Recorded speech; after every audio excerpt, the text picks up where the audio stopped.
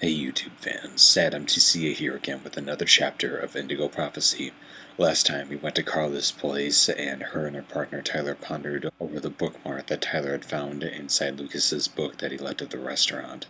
He couldn't figure out what the numbers meant on it, so he sent it to Carla after she got out of the shower and talked on the phone with him. She couldn't figure it out either, and then Tyler stood up, walked around for a minute, and went over to her desk and saw a newspaper and saw a bunch of stock quotes, and it dawned on him that's what these numbers mean. But he couldn't identify which bank it came from. As soon as they hung up, someone knocked at the door. Apparently, it was her friend Tommy next door. So he came in, he sat down with her, they had a glass of wine, and they talked a little about relationships.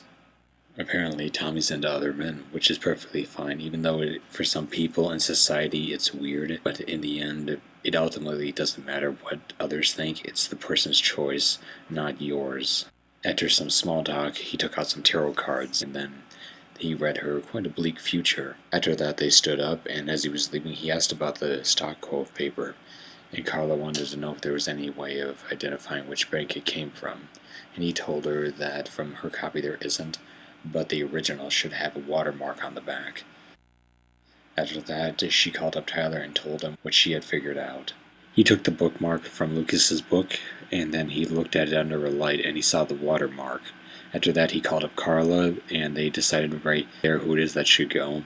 Carla decided to go herself because she wanted to meet Lucas herself to see what kind of person he was. After that, we went to Lucas's place, and when he arrived home, the phone was ringing. He picked it up, and someone was mumming a chant through the phone, the same chant that we saw in the reflections, or should I say flashbacks, of what happened at the restaurant when he was put under a trance.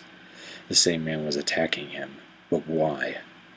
Anyhow, after the attack, his brother Marcus showed up and saved him from hanging over the ledge outside of his patio door. This time, though, Chapter 11, Face Off. Go to the Nasir and Jones bank where Lucas is working when someone unexpected stops by. He sees Carla, they talk together, and, well, what is she going to ask him? What is she going to say to him? Will she show that picture of him? Will she be able to say that you are the killer? There's only one way to find out. So watch, listen, share, comment, but don't spoil. And I'll see you on the other side. I finally convinced Marcus to let me go out. I'd slept most of the day, and he'd stayed to watch over me. I needed to get out and get back in touch with reality. My physical condition was deteriorating rapidly. My mental state wasn't much better. I could feel myself slipping away. I knew that it wouldn't be long before I lost it.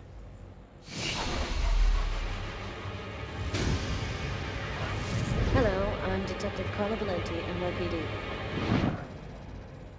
The police, they found me.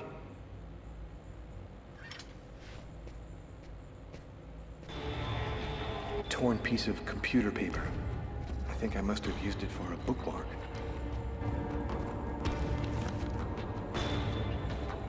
Uh-oh, I'd better try to hide this.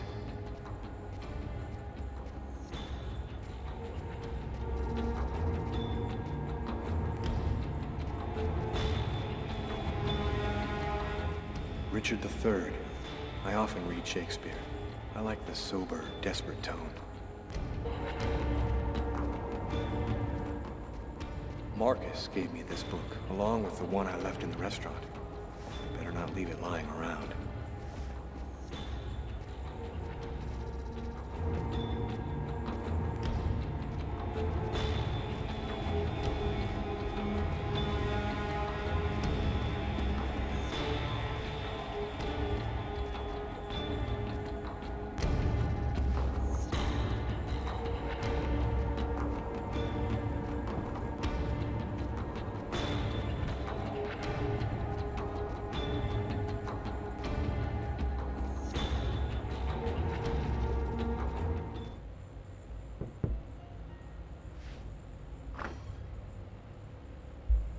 Hello, I'm Detective Carla Valenti, NYPD.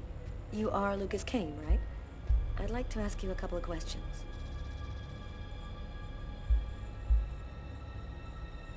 It's just I have a lot of work and... This is an investigation into a murder, sir. It's pretty serious. I promise I won't take much of your time. What do you want to know? Could you confirm that this list came from here at the bank? Will he say something about the watermark? The paper does come from here. It has our bank ID code and the watermark. Is there a way to establish where it was printed from? The manager already filled me in, but maybe we can learn something more. This kind of paper is used by stock buyers to print out their quotes. There's about 100 of them here in the bank. This guy seems really tense. Probably nervous about being questioned by the police.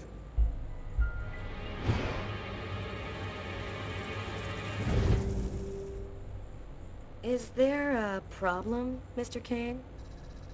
Huh? No, sorry. Is there a way to determine where this particular document was printed out?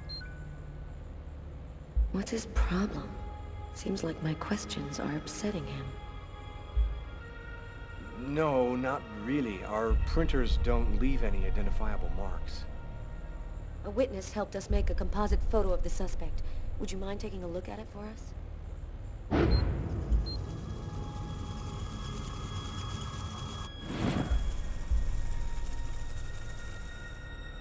You had to block that out. This remind you of anyone? Hey, this looks like a lot of people I know. Could even be me. You're right, these composites can be a little vague.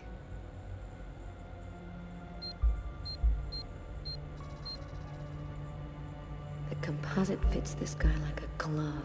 Could he be the one?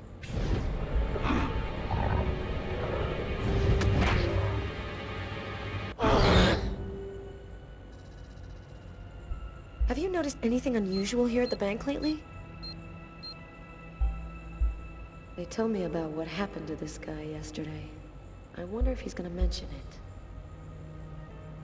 Yes, well, actually, I'm susceptible to epileptic seizures. They're fairly rare, but they can be violent. In fact, I had one yesterday, and I'm afraid I put on quite a show. But that's about the only unusual thing that's happened here recently.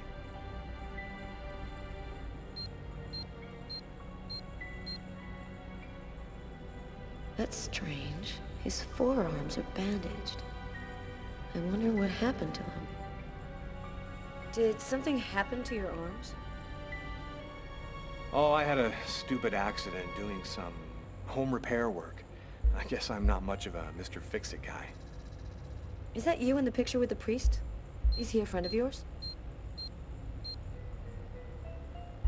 That priest looks a lot like him. Maybe a member of his family. That's my brother, Marcus. Oh, damn.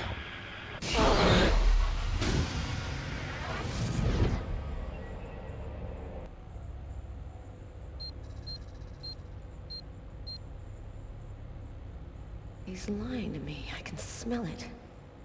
Damn, maybe this is our guy right here. Stranger things have happened. I'm not feeling very well. I'm just gonna go and splash some water on my face. Go right ahead. I'll wait for you here.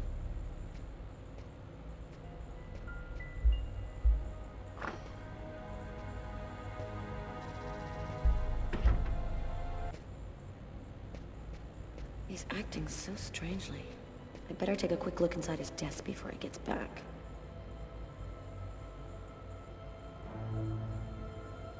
There ought to be some fingerprints on it. That'll make it easy to see if this is our man.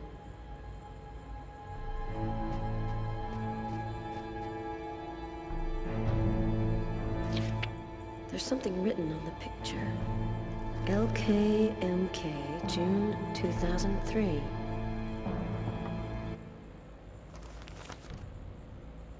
A torn piece of computer paper. I'll take that.